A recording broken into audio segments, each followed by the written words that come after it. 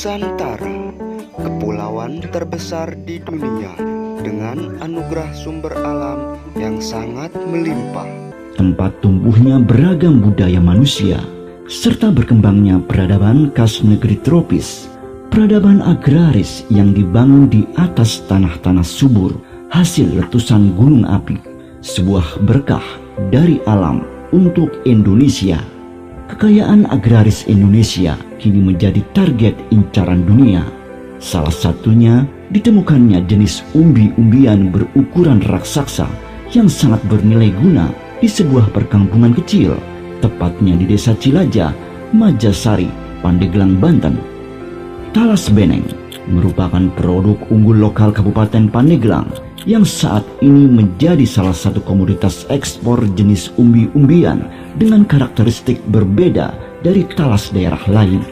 Talas beneng bernilai strategis sebagai bahan pangan lokal untuk ketahanan pangan serta memiliki nilai jual yang tinggi dari mulai daun hingga akarnya seperti bahan dasar tepung, gaplek, keripik, serta tembakau.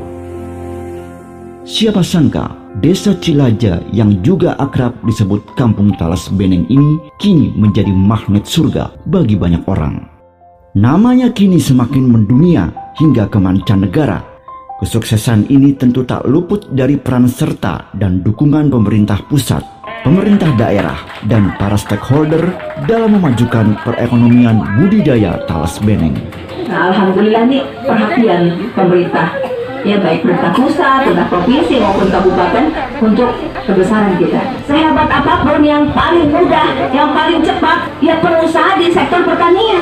Kita diminta, kalau diminta harus serius. Sekarang dibuat benihnya, penangkaran hasil daripada benih ini berangkat seperti apa? Penangkaran talas beneng.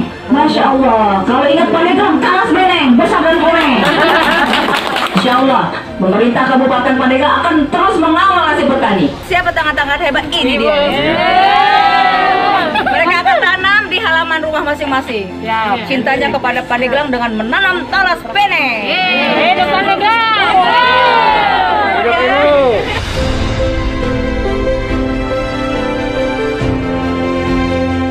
PT Telkom Indonesia hadir sebagai salah satu korporasi yang berkontribusi penuh mendorong kemajuan sentra penghasil budidaya talas beneng menjadi lebih digital, kekinian, dan modern. Ini merupakan implementasi konsep korporasi petani dari hulu ke hilir yang dijalankan PT Telkom Indonesia dalam memaksimalkan proses produksi serta terjaminnya peningkatan kesejahteraan. Konsistensi dan semangat juang petani talas beneng ini disambut hangat oleh PT Telkom Indonesia melalui program Telkom Peduli Bangsa. Pengen yang pengangguran gitu ya.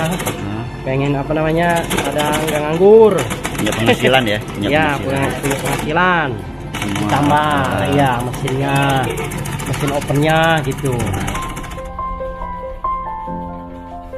Upaya bukti nyata PT Telkom Indonesia untuk terus berfokus dalam memajukan ekonomi kreatif budidaya talas beneng diwujudkan dalam bentuk dukungan penandatanganan perjanjian kerjasama antara PT Telkom Indonesia dengan Asosiasi Pelaku Usaha Talas Beneng, Asputaben, serta pembangunan infrastruktur penunjang seperti Gapura sebagai Gapura identitas Kampung Talas Beneng, rak penjemuran bahan baku, ya, Kampung Talas Beneng, dan alat ruang produksi yang luas, gedung aula untuk pertemuan, balai pertemuan dan sebagai tempat aspirasi warga, serta penyediaan akses digital wifi beserta komputer.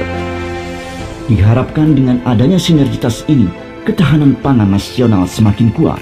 Dampak dengan adanya talas beneng ini, yang tadinya ibu-ibu bisa nganggur, petani tidak semangat untuk berbudidaya, alhamdulillah sekarang mereka giat budidaya dan mengolah hasil olahannya itu sendiri. Di saat sekarang lagi Covid, lumpuhnya perekonomian masyarakat, alhamdulillah dengan adanya talas beneng ini bisa membantu perekonomian masyarakat dan petani. Terima kasih banyak untuk Telkom udah membimbing dan membina petani talas beneng.